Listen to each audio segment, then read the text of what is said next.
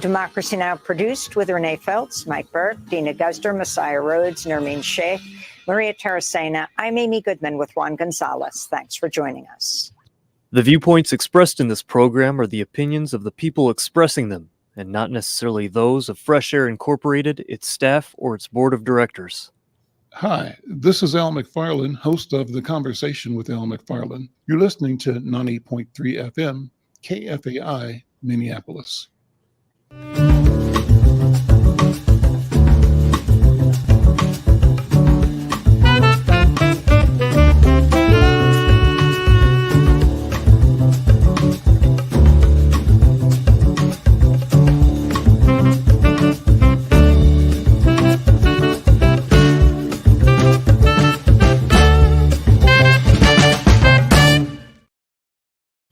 I'm Al McFarlane, and welcome to The Conversation with Al McFarlane. I'm glad to be here and glad to have you along as well. Always wonderful being here with you on Tuesdays following Amy Goodman and Democracy Now! Such a great program, such powerful analysis, information, a way to stay connected. Well, we want to continue the vibe in this conversation every Tuesday, The Conversation with Al McFarlane here on KFAI. We thank you for being part of our station and part of our audience and part of our live streaming audience as well. Just so you know, we're streaming this live through the Insight News YouTube channel, but also in partnership with the Black Press of America, streaming live with Black Press USA on YouTube. We generate connection as well through LinkedIn, through Twitter, and through several Facebook platforms. What we want you to do, if you're listening on radio, is connect it with us online as well. You can support this conversation, this work, by going to the YouTube Insight News MN channel and subscribing. Be a subscriber, like and share. Tell your friends we're here. We're here every day online with the live stream, and here every Tuesday, live stream plus radio here at KFAI.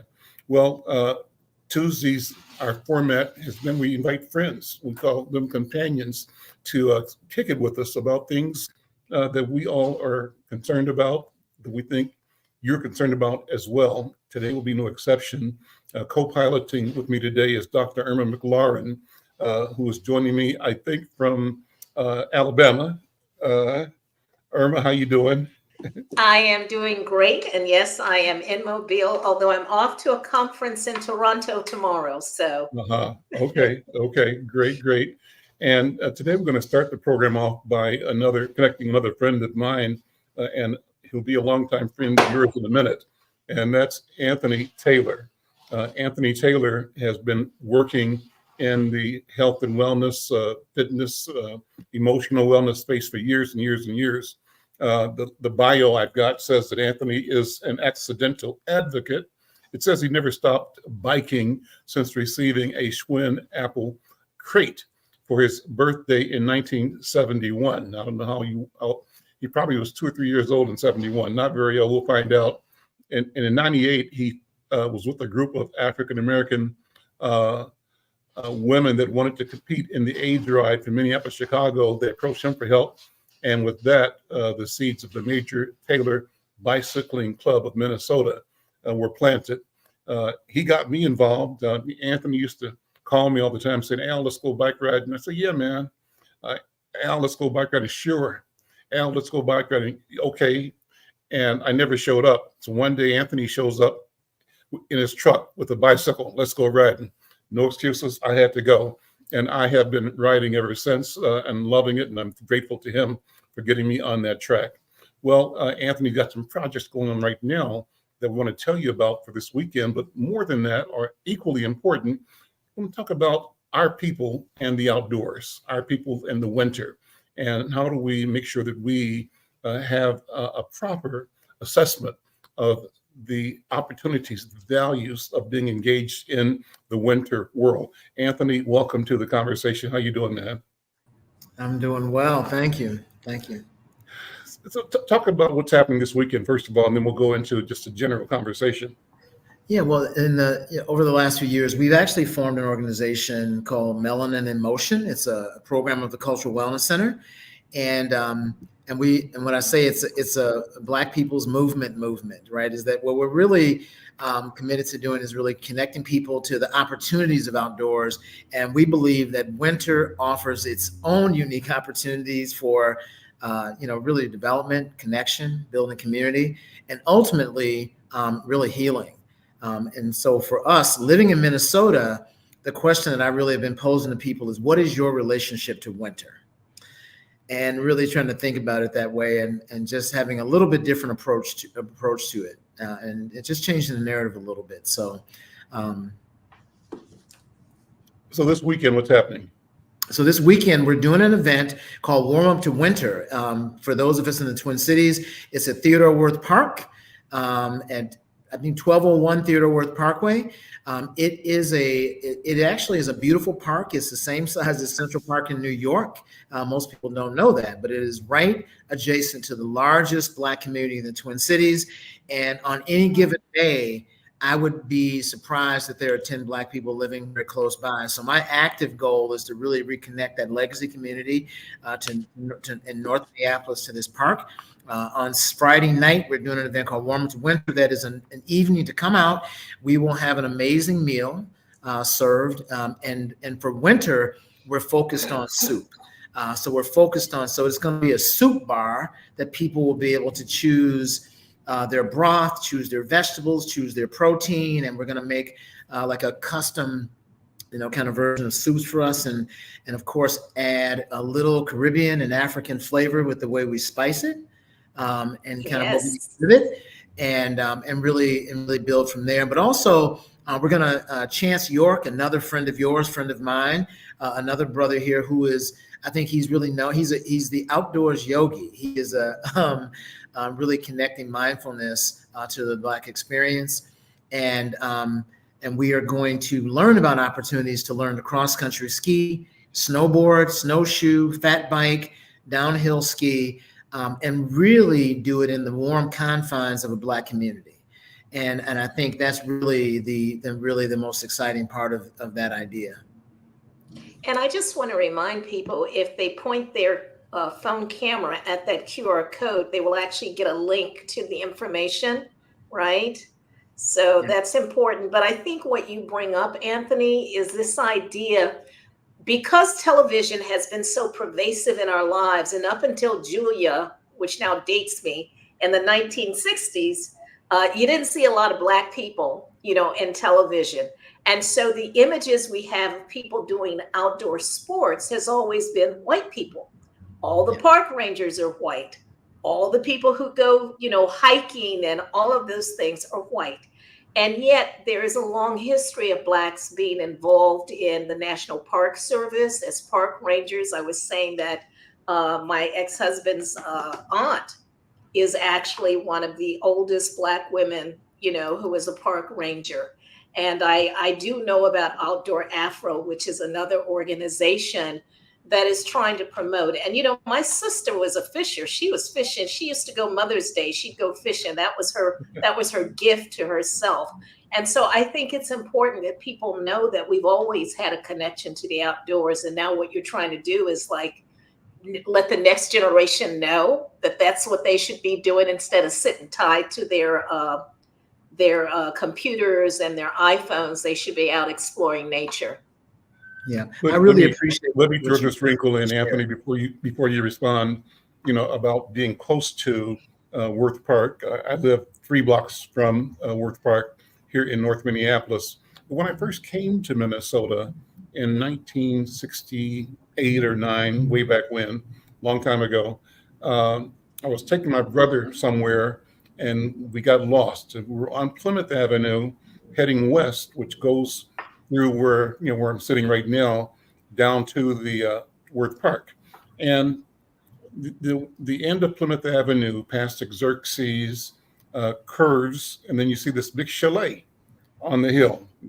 And you may have heard me say this story before, but when I turned the bend and saw the chalet on the hill, I said, this is inwardly and probably loudly or out loud as well, this is white people's space and I'm in trouble. or I got to make sure I don't get in trouble. So I want to talk about that because that's part of what we're dealing with is our perception of where we are and who they are, whatever they is, and whether there's danger or whether there's opportunity and how we continue to navigate that. So I had to navigate past the idea that growing up in Kansas City, when we saw a structure like that, it was never in our neighborhood. And we were never intended, from our point of view, to be able to enjoy that. That's what you're saying, Irma. All the images of doing and doability have to be images of white people. And we are not in that picture. We haven't been, though we've been doing the work and though we've had experience, the experience we have is not elevated towards part of the public mind in our community. So what do you think, And Anthony? I think, Go ahead, Dr. well, Irma. I was just going to say that I think part of that has to do with the shift from us moving from the South to the North. The largest internal migration in the history of this country was the shift of Black folks from the South to the North. And in the South, and I'm now in Alabama, people used to hunt, they used to fish. My uncle he talked about, walking down and catching fish and things like that. And I think we've lost sight of that because we're so urbanized that people don't connect. And when they do, because I lived in New York City and I used to I was near a park that was up in Riverdale. There were no Black people but me, and so we don't feel like we're supposed to be in those spaces, as you commented.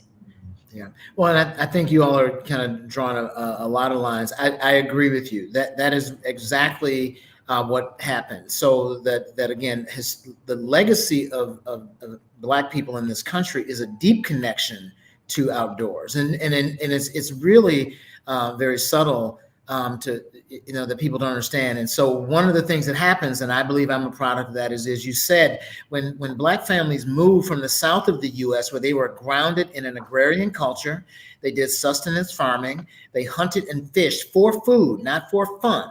Right. And that's the difference, right? And they did all those things and they were skilled at it. When we moved to the north of the U.S., just as you talked about that window of time, you're talking about Julia, literally beginning in the 50s, in one of our great Black newspapers, the Chicago Defender, begins to publish a set of ways that you should act when you were in the city. And we begin to peel away, literally, do not do this, do not talk loud, do not wear a scarf in public. So we start containing and creating this Black identity. The other thing that happens is that the urban identity is created in real time for us, exactly in the window that you're talking about. Yes. So the idea of moving to the cities and not being country, not being like we didn't want to be like our country cousins down south, right? And so this idea of that we are urban people, and the Black identity is marketed for the very first time in America post Julia. The Blaxploitation films are all happening in major Black cities. The identity is sold. Music, there is no marketing, no segmentation of marketing in America before 1965. And the emergence of Black people as a market is one of the first things. So you're absolutely right. This shaping of identity and pulling away from our roots becomes the order of the day. And we as young people coming up, if you come up in the 70s, it's all about Black power and about a Black identity and a Black aesthetic. And it's just very different than our old agrarian roots. And at the same time, in those urban cities, Dr. Irma, you're right, is that there is no more stronger geographic control of Black people than in America's northern cities. So at St. Louis and north, they truly begin to organize Black people into geographic communities, and there's a relegation and redlining that's happening, and the professionalization of outdoors is what I think about, and most people don't.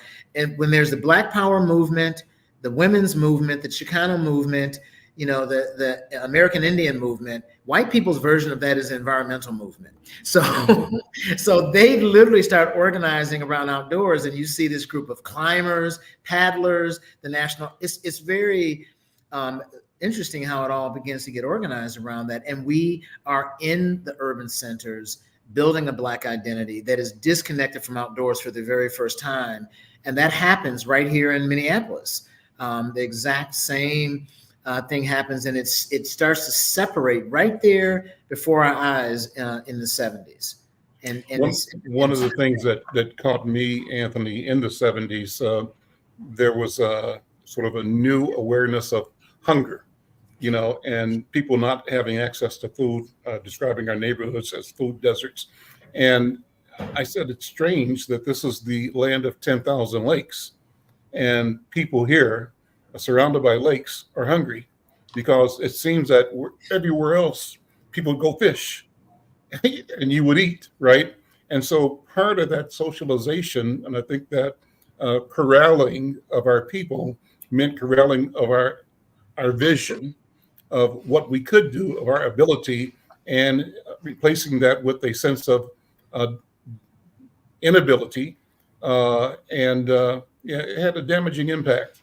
And I think the environmental movement misrepresents, because Indigenous people have always been the caretakers, of the land, of nature.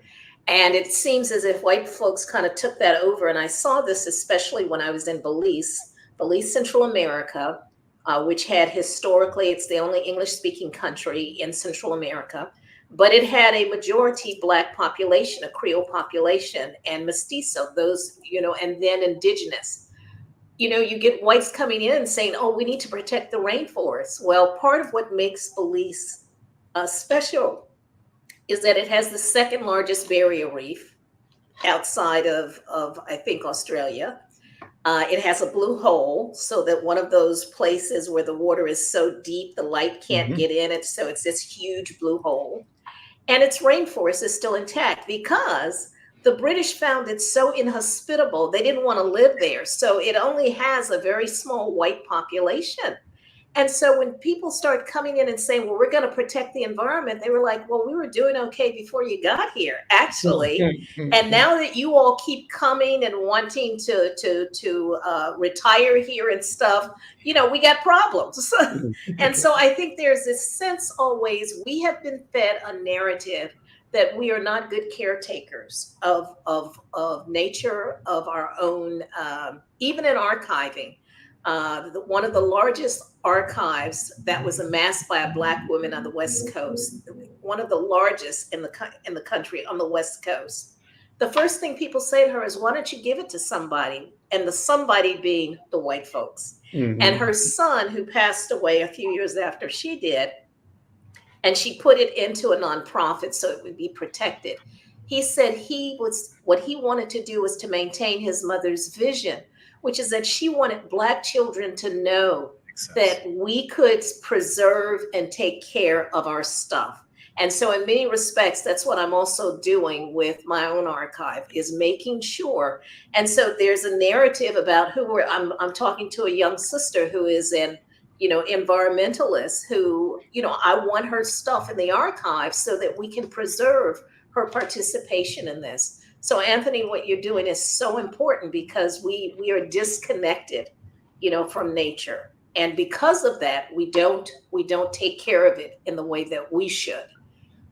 Well, I love what you just said about when you talk about the Indigenous communities. Every Indigenous people have a relationship to nature that is about maintaining balance. And that is, it does not matter where you are in the world. That's right. The Indigenous people have a relationship to nature that is about balance, because the way that you maintain equilibrium over time is how you will survive. And the European, as we know them, committed to progress, are the first to switch the script from man's goal is to maintain balance in nature to man's goal is to dominate nature. Yes. And the dominion and the control of nature has been what has been the agenda ever since. And that is a global separation from every other people on the planet. And so it's a very interesting thing. It's just a very simple idea of that. And we can point it back for those people that are weird historians, Descartes, and in the creation of the clock, and the creation of a minute, and remove, that's the first active removal of man from a day. From instead of timing, there was a time, a second. It's a very different separation. And not only that, that movement moves us away from having a gender, a shared gender role in this, because women are connected to nature in a much more integral way, just through the cycle that men don't understand. And we've lost sight of that. So all of this approach to man's role to dominate and control nature has shifted everything that we live in today. And in truth, the environmental movement, as we know it, was started by Black women protesting against, the encroachment of a municipality. That's really what it was. I mean, and the fundamentals of the environmental movement to this day were created by a multicultural delegation of people led by Black people to talk about the environmental movement, and there's no sense of that. So, so the goal of what we're doing to get people back in nature, although it looks like a program that's about cross-country skiing or snowboarding or biking or those things, is actually asking people to deeply connect to nature and see themselves outdoors, to pay attention to this idea of the balance with nature, that the seasons are giving us messaging, right? That's what I meant by the seasons. If you live in Minnesota, the change in seasons is a set of messaging that we have to listen to so we can maintain health. And the way we maintain health is to maintain balance, right? So it's this idea, once again, of what is our relationship to winter? Right. And I want to just reemphasize what you talked about, that it's not just Indigenous people, but Black people. When I went to Belize and I'm working with Maya and I'm listening to some of the things that they talk about, and they talk about hot and cold and foods, not because they're hot in temperature, but how they react to the body. Right. And it's about this balance. And when people leave the land, one of the things they talk about is how people become ill because they're disconnected when they go to the city to find work. They need to come back home so that they can be re-energized. So we've lost that, and I don't know where it comes from, but one of my happiest memories when I lived in Amherst, Mass, was getting up at 7 a.m. with a cup of coffee and walking barefoot in my flower garden. There was just something about having my feet in the dirt that really I found to be so satisfying. Well, science has proven you right. There's literally new science that talks about the balance creating impact of walking barefoot on the earth. So it's not. And you're absolutely right. And what I'll say, Dr. Irma, is when I say Indigenous, I actually include Black people. I think that's one of who is Indigenous to Africa, right? Who is Indigenous to Belize, as you said, right? I mean, it's like, these are the, it really is important that we see that we are people of the earth. And that's what I meant. Every community, in truth, developed a spirituality based on its relationship to nature. Yes, and I think we saw that connection because that's what Harriet Tubman used to navigate. This is a woman who was illiterate. She couldn't read, she couldn't write, but she knew how to navigate the land, and she was successful in taking people to freedom. People knew how to read, nature to help them to escape, to acquire freedom. Yeah. No. Let me throw an aside in here. I was listening to YouTube last night. I don't know who this guy was, but he was complaining about Whoopi Goldberg.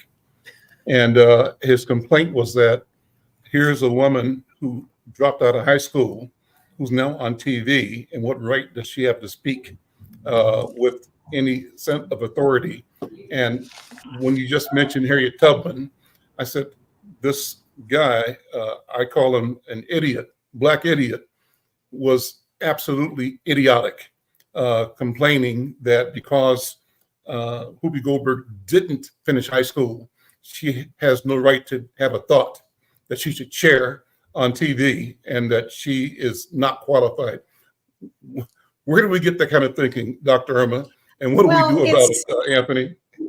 I mean, people have to understand that educational systems are part of socialization. And their Mhm. primary function is not to teach people to read, write, and arithmetic. That's not what their function is. Their Mhm. function is to make us into good citizens. Now, Mhm. who decides what a good citizen is? Those who dominate.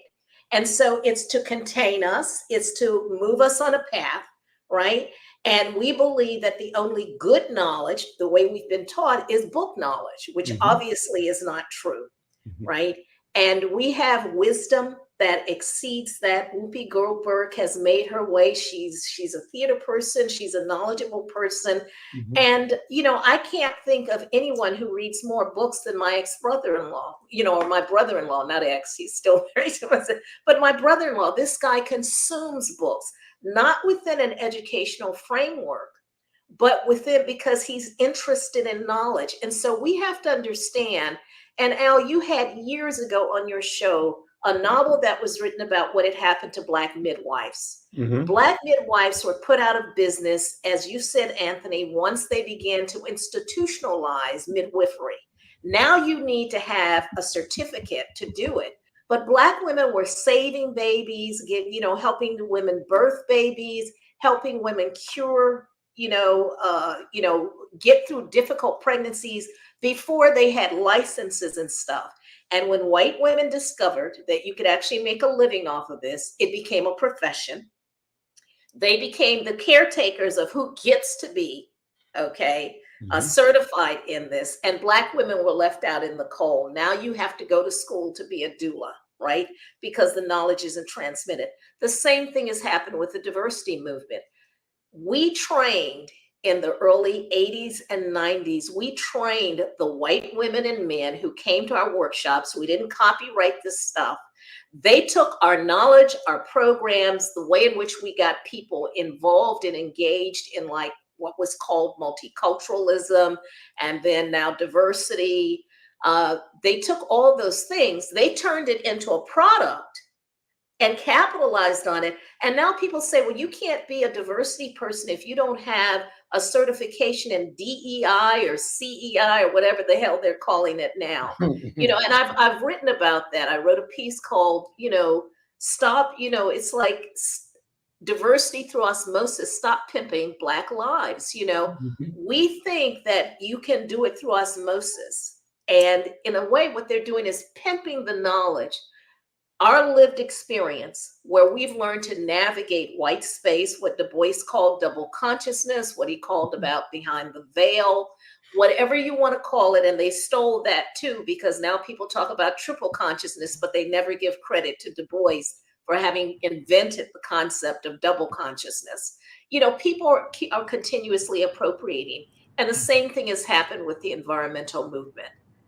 They've appropriated this idea that the only people entitled to the outdoors are people who don't look like us. And so I'm happy, Anthony, that you are getting us back engaged. My daughter loves to go camping. She grew up in a place where she said, well, I grew up in the country. Well, actually, it was farmland that was then sold for development, but it still had farmland around and ponds. And so she and her brother used to catch tadpoles and things like that. And she could run outside barefoot. You can't do that in the city anymore. Right. Well, and I I'm think Al that, McFarlane. This is the Conversation with Al McFarlane, talking with colleagues today, Dr. Irma McLaurin. She's the culture and education editor for Insight News. And Anthony Taylor is here with the Cultural Wellness Center. And we're talking about wellness and about the environment and our culture. Anthony, go ahead. You're going to. well, I was going to say, I think two things I wanted to add. When Dr. Irma said we, I think that one of the things I really is that it was really Black women. I think it is really is interesting that I think that we've had a movement, but the fact that the Black women were identifying intersectionality in a real way, and again being able to organize the thought around what was happening inside of the larger element that's going around, particularly around race dynamics and how we understand. I think was really seminal to the movement, and I just and of course I have a mother who I love and feel like has been part of the movement, but I do think there's something very particular about the emerging movement and the unique thought channels of Black women coming out of coming into the 70s and into the 80s. Is very important to the movement that we have. The thing on doulas. And I really feel like this is the Cultural Wellness Center has a very strong doula program that we've been running for a long time. That the principle of that given your body the right chance, it knows how to have a baby. You know what I mean? And then building a community of women and using the entire process as developmental. I mean, there's just a lot there that Black women and circles of women have always done, and that's what I mean by that it really is interesting that the role of women in our societies and our deep connection to nature and the cycles of rhythm. I mean, the seasonal cycles and all of those things are, what I've been taught by my mother is that those are the concepts of the feminine. We would say not the woman, but the feminine, and we all have a commitment to do that. And I think that is the key thing about outdoors is that when we venture into outdoors, in order to actually even be successful outdoors, no matter what the goal is, there's an aspect of this that we lean into the feminine. We lean into those aspects that are connective, that honor balance and rhythm, that really begin to think about not overpowering, but moving in alignment with the forces that are working for us. And that's just, I think that's where I'm really trying to get people outdoors, is to think about those opportunities for their own growth that exist in those experiences they will have. And it is not the sport. And I think that's the really big difference. This is not about winter sports. This is different than that. This is opportunities for self-discovery that happen in winter while you are having this progressive learning opportunity that you do in community. And you get to choose. But the beautiful thing about weather is we don't get to choose, right? You have to choose what you actually control, which is a huge life lesson in all of this. And I think that really has been part of it. And for African people all over the planet, if you live in a cold weather climate, you have to know we weren't designed for this. Like, I'm just, you know what I'm saying? There is this thing where what I've really tried to do is say that the practices of people who come from European legacy climates with cold, there are lessons to actually be learned if we approach it from the idea that those are cultural learnings that can be shared. Yes. Right? Yes. It's not what white people do. So in Minnesota, we even in terms of food preservation, right? We have our own food preservation. Drying is a food preservation that is very, very prominent in warm parts of the world. Right. Using lye and a bait, lutefisk in the way that they preserve fish is very particular to their particular climate. The practices of sauna, which is how the Minnesotans say sauna, that is a cultural strategy for well-being through cold climates. We can engage in that, right? Just like we engage in language that allows us to do the translation in particular cultural communities. Learning about winter is the same way. We learn the language, right? And so now we're doing the translation inside this experience, so we can maintain our own health. And even on the modern medical side, go get some vitamin D and get some sun in your face every day. It's just for those of us who have our ancestry is tied to warm climates, I guarantee you that melanin literally, right, we absorb the sunlight and vitamin D in lower proportion than people with less melanin, and therefore it is a defense system we have to turn on to stay well in winter. So that's right. Right. And so now we're moving this out of the realm of what white people do and what Black people do. No, these are things that Black people do to stay well in cold climates. And I promise you, if you know that someone who gets outdoors on a regular basis in winter stays healthier.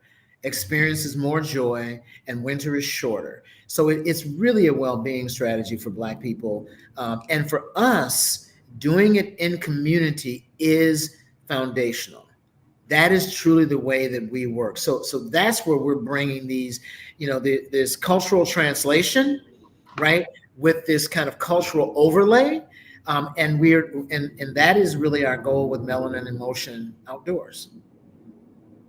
Irma, you had a bunch of comments you were going to make. I was just going to say, one of the things after leaving Florida, I was in Florida for about 10 or so years, and moving to New York and Washington, D.C., I had a vitamin D deficiency because I wasn't getting enough sun. So, I would tell people jokingly, I need to go get my dose of Caribbean sun. So I'm actually happiest when I'm in the Caribbean.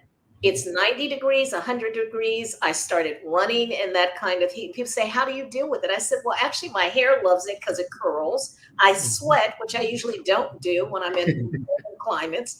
And so I'm actually feel better when I'm in the Caribbean, when I'm in some place where the weather is warm, where I'm sweating, where I'm getting enough sun, where I'm motivated to walk. And I think we need to, that's where we're supposed to be. Yeah. Irma, I see that in our notes here, I've got an image of James Baldwin. Yes. Talk so about that. One of the things you usually ask us at the end, but I'll throw it in now, is that I received a letter from the James Baldwin Review, which is a journal. And I think they have a picture of it. And I was asked to write for volume 10, which is going to come out in 2024. And what they say is that next year marks Baldwin's centennial. As a happy coincidence, 2024 is also the occasion of the 10th anniversary of this journal. So what I'm going to propose to them is that I have in my archive over 55 photos that I took of James Baldwin in the 1980s when he would come. And I had the pleasure of cooking for him. And so what I propose to them is for me to do a photo essay to talk about how the images that I've taken of Baldwin reflect a different Baldwin than what you see. If you look at the Getty images of Baldwin, they're usually very tense. He's very, sort of in some ways defensive. And the photos I have of Baldwin are smiling photos. They're photos of him, in different, one, he's with his peoples, right? As Anthony says, when we're in community. So he's in community, he's with his people. And the lens is a Black lens because I am the only photographer in many of these, unless he's doing a public lecture and it's 60th. But I have him on the camera. I'm the eyes behind the camera in people's homes where he's talking and he's having conversations. And I've captured some iconic photos. They've now appeared on book covers. They've appeared on Good Morning America for the person who's doing the book. I have one of the few pictures of Baldwin's mother that apparently there aren't that many photographs. So I'm proposing that they allow me to do a photo essay, and I will then provide the cultural context. What were the settings for this? So I'm very excited about it. I'm waiting to hear from them. Anthony, I'd love to ask Dr. Irma to tell me about her experiences being a host for James Baldwin at home, cooking for him. And every time I hear it, it just floors me. He's one of my great idols, right? I just love what he stood for. And, one of the people that I dreamed that I could meet that I never did. So I'm always happy to hear Irma talking about Brother James Baldwin. Irma, you got a story coming up too in the next paper about one of the iconic leaders' voices here in Twin Cities. You want to share about that a little bit? Yes, well, I am very happy to do that. It is about Nthondo Zulu. And I want to just sort of get to it. It's called Enough Respect, a tribute to master storyteller and griot, Nthondo Zulu, and the legacy of love she left to North Minneapolis and beyond. I'm not going to tell the story, but I do say part of how I came to know Mother Nthondo is that her daughter, Makeda Zulu, who is now the director of the Urban Research and Outreach Engagement Center, University of Minnesota, was my community coordinator when we founded that program back in 2008. I think the building, we renovated the building, 21,000 square feet. It opened in 2009. It's now 14 years old. And it just, the fact that Makeda, who is from that community, who was nurtured by her mother, Nathando, grew up 2 blocks from there and still lives several blocks from there. Right. Yeah. And what Makeda manifested, which I think you would also see in her mother, was what I would call quiet leadership. Right? She's not someone who's gregarious and out there, but her determination, her power, but her absolute commitment to her community is what I thought made her a strong leader. And I was just so pleased that she went back to school. She got her master's in public administration that positioned her to have this position.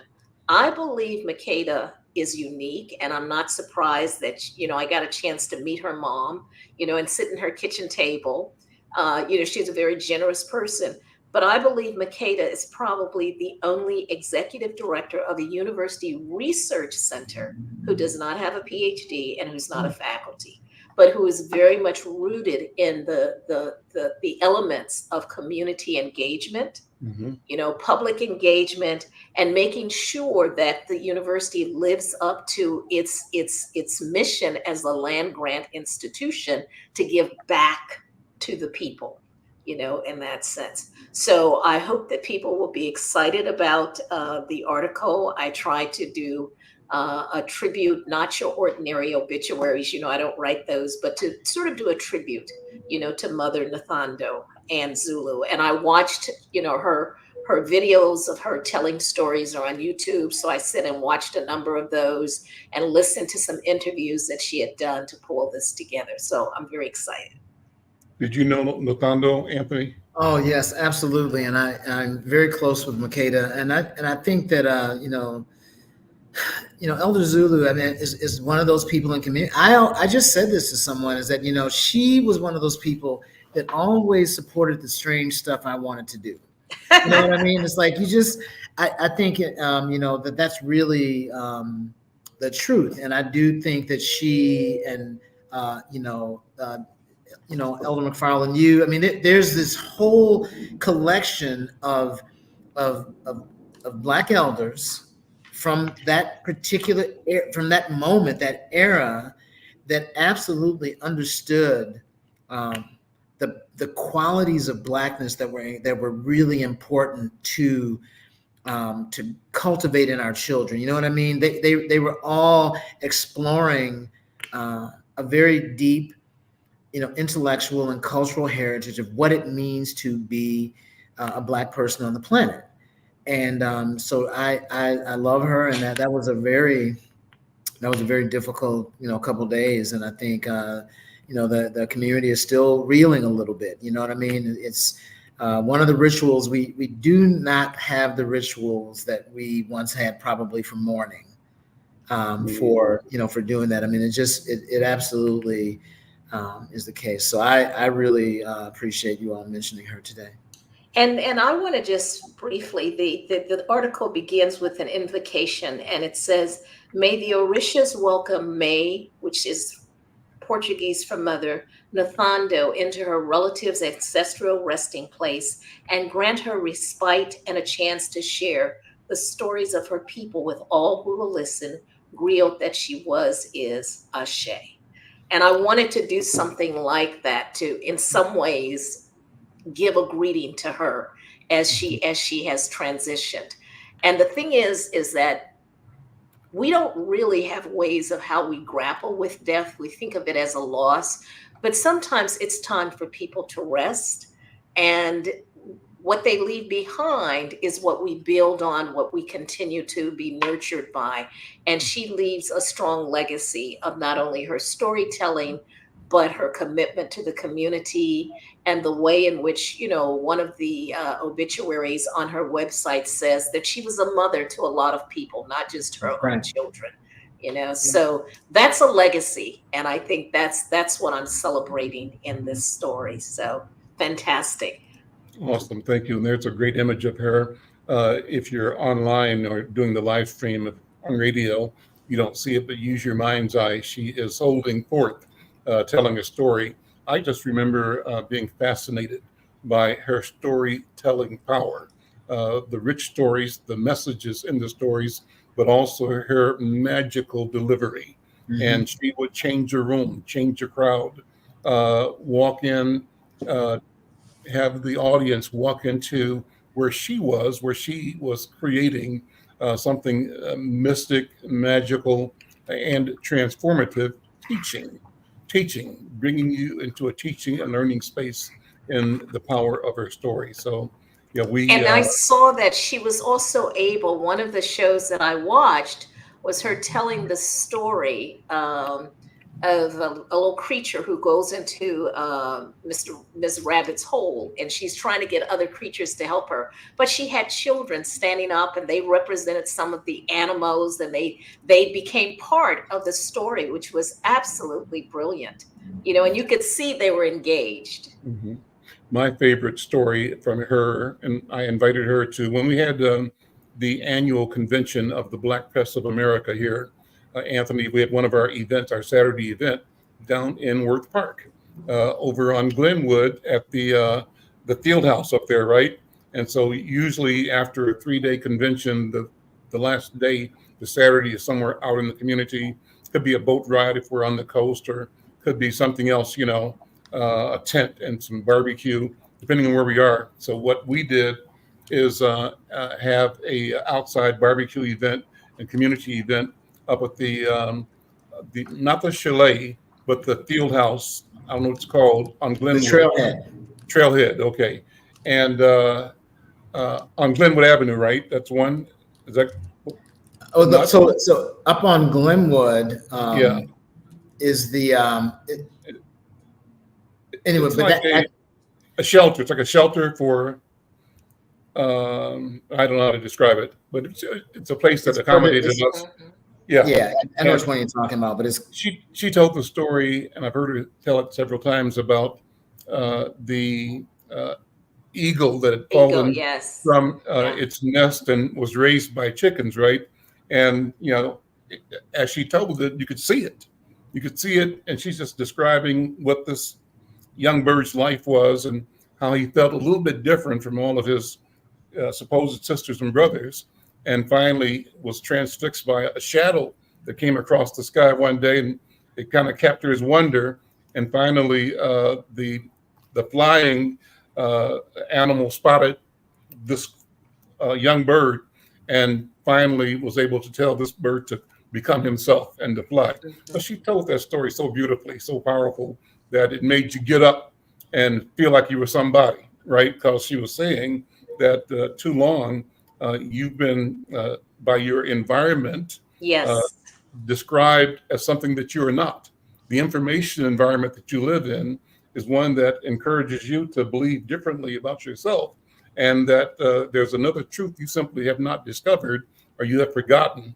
And she invited us as people to understand our indwelling power, our indwelling knowledge, and our indwelling capacity to be creators of a future that served our people and served humanity in the way that we are able to. So I love that. I thought it was great.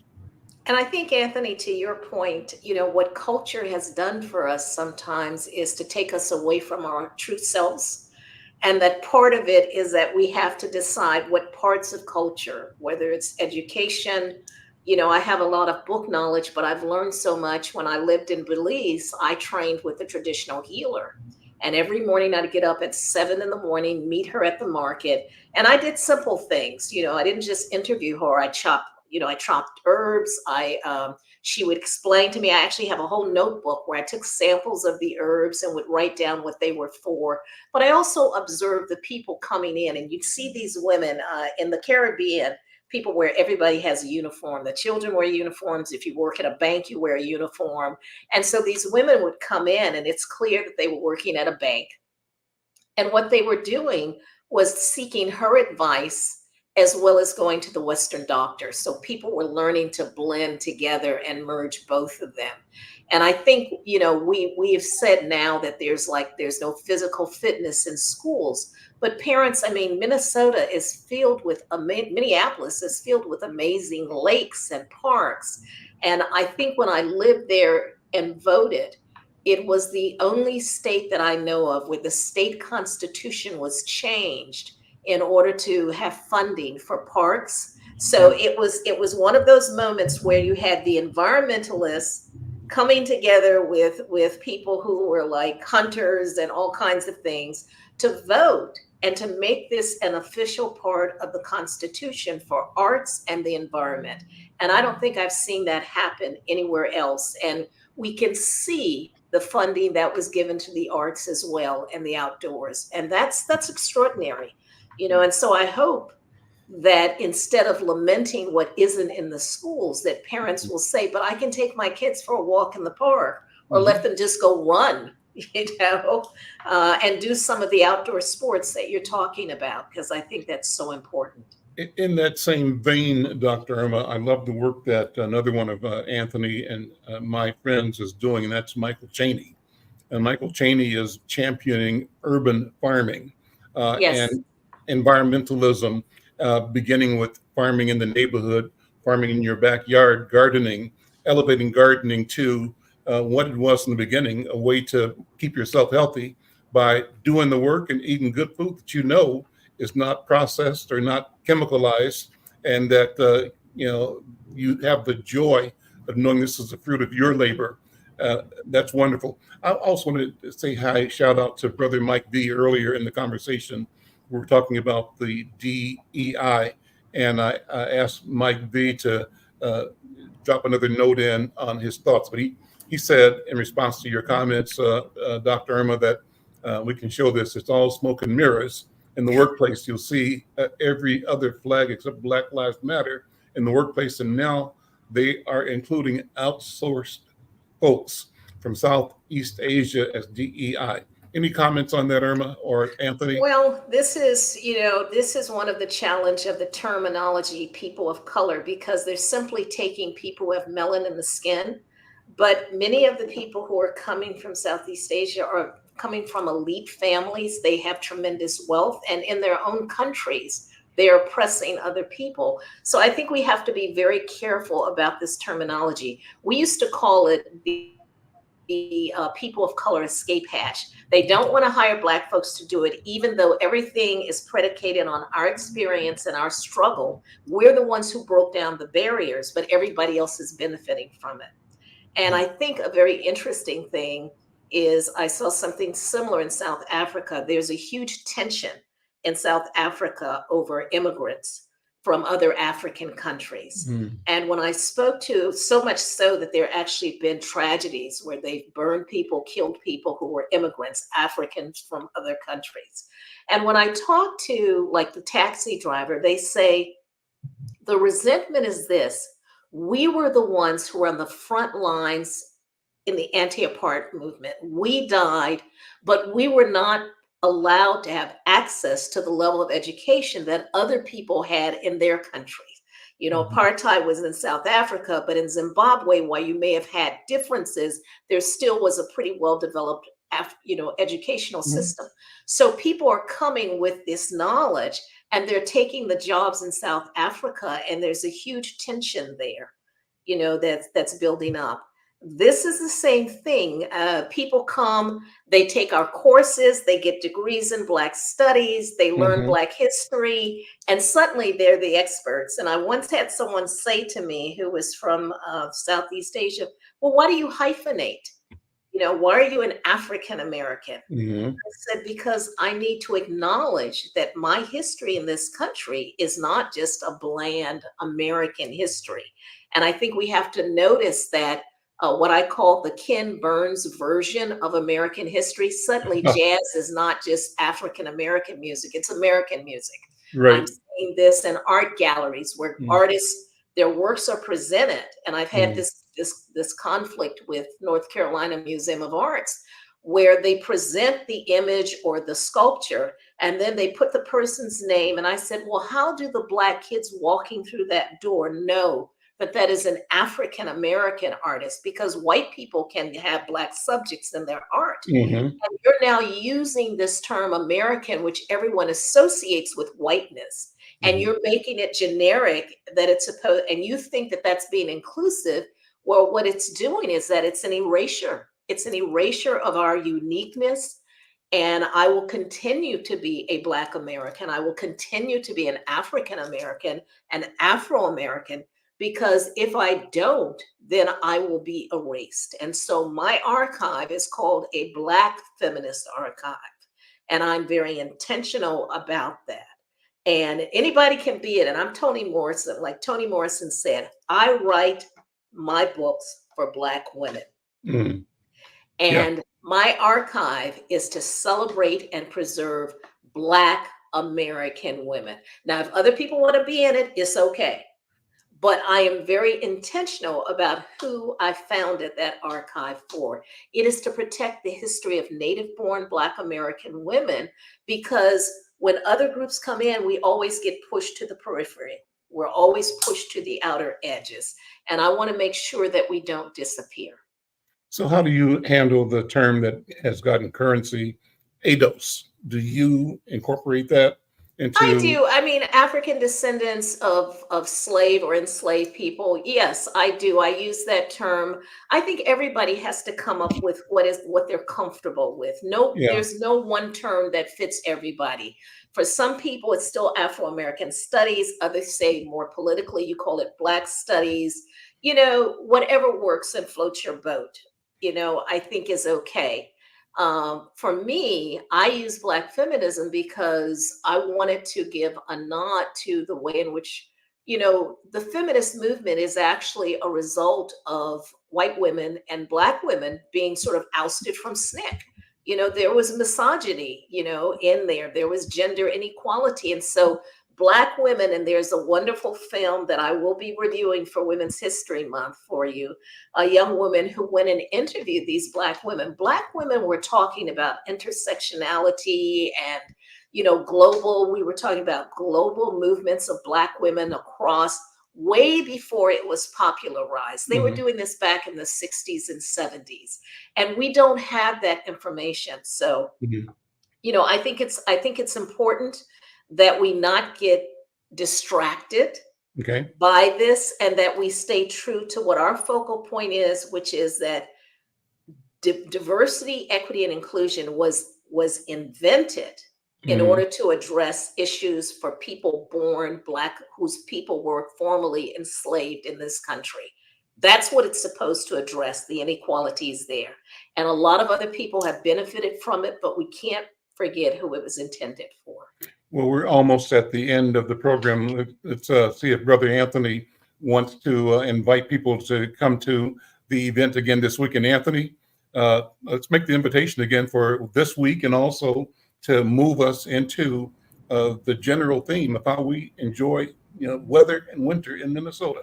Yes, well, Friday night at Theodore Wirth Park at about 6 p.m., we will introduce Warm Up to Winter, which will include a community meal, community opportunities to hear about programming, meet our coaches, learn how you can volunteer coach, and really be together in community. And we're going to highlight young people and families from last year, so that proof of concept, you know what I mean? People who started not knowing and now they are buying equipment, that kind of thing. And really also just connect people to Theodore Wirth Park as well. I mean, that's a big part of it. It's a beautiful place, and it's hidden in plain sight. So we really want to get people down there for that. And then, like I said, we will start our Thursday evenings at Theodore Wirth Park is a program called I Board. It's all Black girls and women. Friday night is family night, where we learn snowboarding and downhill skiing. Saturdays and Sundays all weekend, we do discounted, very affordable lessons and rentals at Theodore Wirth Park. And Monday nights is Melanin in Motion Mondays, where we do a Nordic ski experience for families. And Mr. McFarlane, one thing we'll be partnering with the Great Northern this year, offering 2 days on the Sauna Village, and then partnering at a very special night where we're going to hopefully offer food from Pimentos, Tommy and team there, and we're going to go into the Luminary Low Pit on January 31st, I believe. So That's our lineup. There we go. And then look out for Dr. Irma's column on our friend, our departed, Nathando. transitioned Yes. friend, who Notando Zulu. That'll be in next week's Insight News. It's also available right now on Medium. Dr. Irma, good to see you again. Thank you so much. Brother Anthony, thank you. I'm Al McFarlane. This is The Conversation with Al McFarlane. We'll see you next time.